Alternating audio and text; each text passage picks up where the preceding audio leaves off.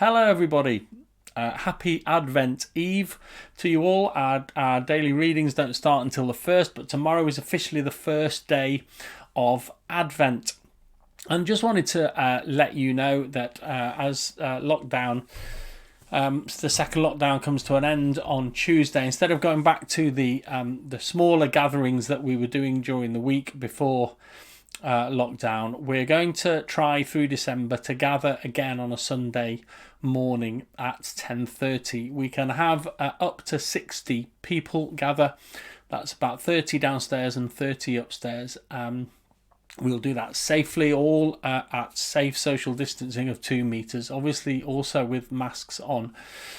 But just wanted to let you know, it'll just be for an hour between 10:30 and 11:30 on a Sunday morning. So just keep a lookout for the sign-ups for that. People will just need to sign up to let us know they're coming so that we can have everything set up ready. But it's going to be a safe place for you to come and to once again gather together in our building on a Sunday morning. Looking forward to hopefully seeing you there. So as Advent is going to start tomorrow, I've got a story that I want to read. It's a Christmas story that I loved as a child, one of my favourite Christmas stories. And I just thought that it would be a really good introduction to Advent and just a reminder of the difference that we can make in our lives through this time.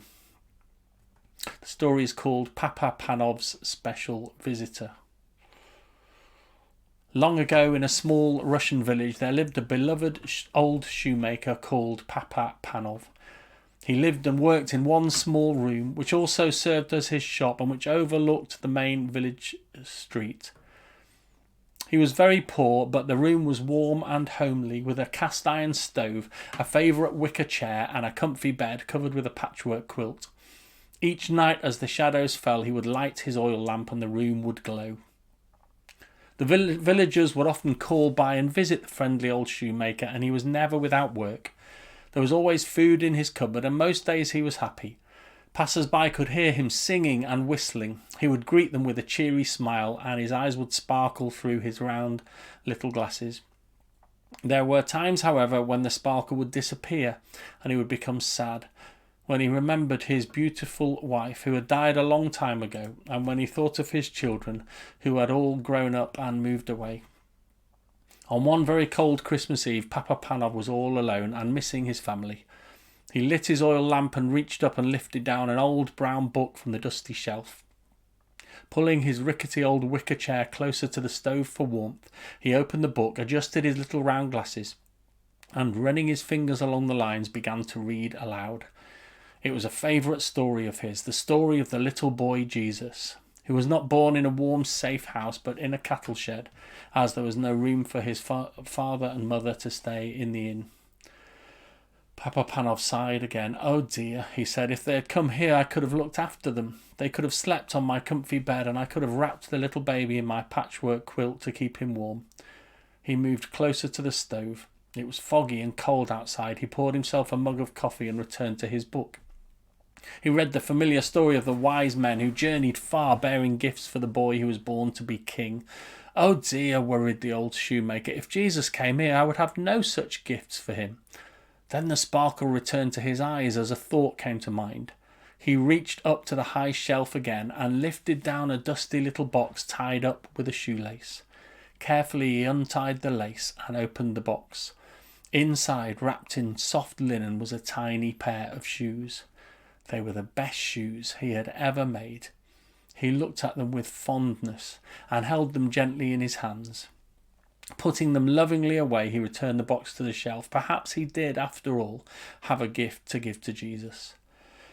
The heat from the stove was making him sleepy, and before long his eyelids drooped, his little round glasses slipped further down his nose, and the loved, well-read book slipped from his lap as he drifted off to sleep.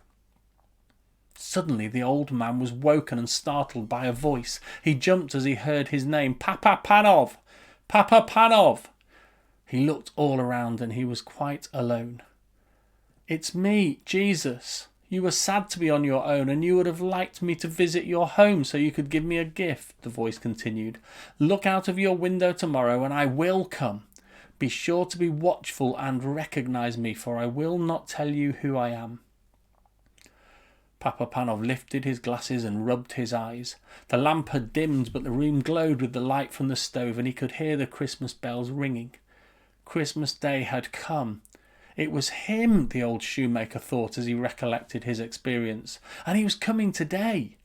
Would he be a little baby, as at that first Christmas? Would he be a grown man, a carpenter, or the great king that he is, God's son? He decided to watch carefully the whole day through so that he didn't miss him. He positioned himself by the window, and the minutes and the hours slowly ticked by. After a while he decided to make some fresh coffee and stoke up the stove, but he tried to keep his eye on the street outside. Then suddenly he saw someone on the other side of the road, just opposite his shop. Could this be Jesus? Then he realised who it was, the old road sweeper who came every week with his barrow and broom. He had rested his barrow down and was hunched over against the cold, rubbing his hands together for warmth. His clothes were in tatters, and he looked so forlorn and cold. Imagine having to work on Christmas Day. Papa Panov opened his door and called out into the frosty morning, "Hello, old chap!" The road sweeper looked around curiously. People seldom spoke to him, and when they did, they were often rude and cruel. But Papa Panov was smiling, and he had a kind face and a sparkle in his eyes. "How about a coffee?" he called. "You look frozen to the bone." The road sweeper returned the smile and eagerly crossed the street. "Don't mind if I do. You are very kind," he said, shuffling into the shoemaker's little room. Papa Panov poured out a mug of steaming coffee. "Merry Christmas," he said with a sparkle in his eyes. "Thank you," said the road sweeper. His clothes were damp and smelly, and the shoemaker couldn't help noticing the holes in his boots. So he quickly went across to his workbench and found a pair of boots he had recently made and handed them to the old man. He was amazed. He had never been given a Christmas present before. They were just the right size for him, so he excitedly put them on. As they chatted, Papa Panov kept checking outside to see if his special visitor was arriving yet. "Are you expecting someone?" asked the road sweeper. "Yes," said Papa Panov. "Jesus is coming to visit me today." "Jesus? The Son of God?" he asked, rather puzzled. "Yes," said Papa Panov, and explained about his dream. "Well, I hope he comes," said the road sweeper as he finished his coffee and made his way to the door. "You have been very kind to me." And with a final word of thanks, he was gone, returning to his barrow and away down the cobbled street. Papa Panov watched until he was out of sight. Passers-by smiled and nodded at him as they made their way to visit friends and relatives. "Merry Christmas!" they shouted. He knew them all by name and was pleased to see them so happy, but there was no sign of his special visitor. Just as he turned to go back into the house, a young girl carrying a baby stumbled by his doorway and almost fell. He reached out his hand to steady her. She was small and frail, and like the old sweeper, her clothes were in shreds. "Why don't you come in and rest and warm yourself?" he asked her gently. When she saw his smile and sparkling eyes, she agreed and let him help her through the doorway. He gave her some soup and bread and warmed some milk for the baby. Then he noticed the baby's bare feet poking out from under the blanket. "Oh dear, he has no shoes," he said. "I have none to give him," she replied. A sudden thought flashed through Papa Panov's mind. He remembered the little shoes stored so preciously in the box on the top shelf. They might just fit the baby. But he had been keeping those for Jesus. He looked again at the cold little feet and made up his mind. He got up and eagerly reached for the box, opened it and carefully tried the shoes on the baby's feet. They fitted exactly. "You can have these," he said, smiling gently. The young woman returned his smile. "How can I thank you?" she said. But Papa Panov did not hear, for he was once again looking anxiously out of the window. Had Jesus gone by? Had he missed him? "Is something wrong?" she asked, watching the shoemaker.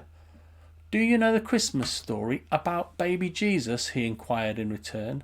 The girl nodded. "He's coming to visit me today. I had this dream. At least I think it was a dream, and he promised he would come."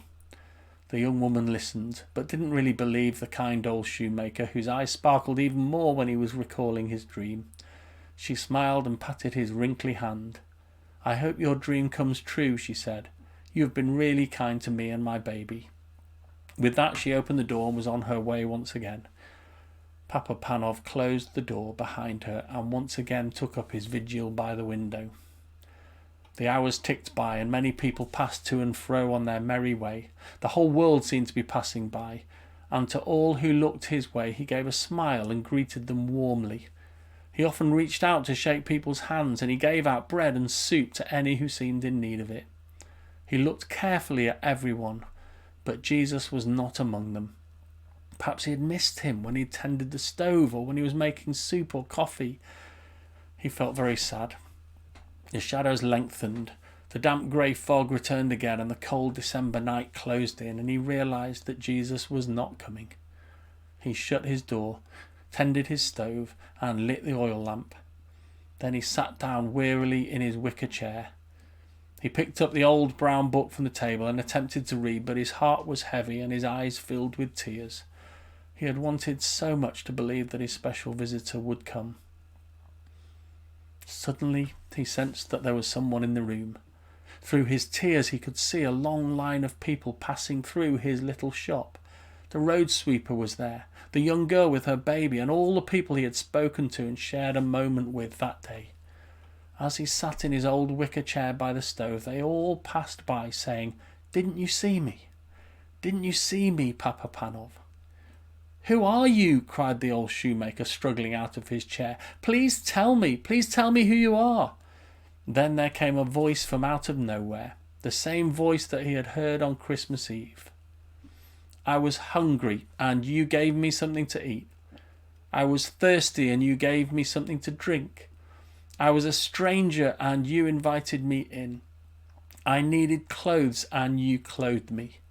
Truly I tell you, whatever you did for one of the least of these brothers and sisters of mine, you did for me." Then all was silent and still. The old man lifted his small round spectacles and rubbed his eyes. He looked around the room, but there was no one there. The old shoemaker smiled, and his eyes sparkled even more. So he came after all. My special visitor came after all. Lord, this Advent, as we again remember and give thanks for your coming to live among us, give us compassion to see and courage to respond to the needs of those who you bring across our path, so that we may help and bless them in your name. Amen. Bye for now.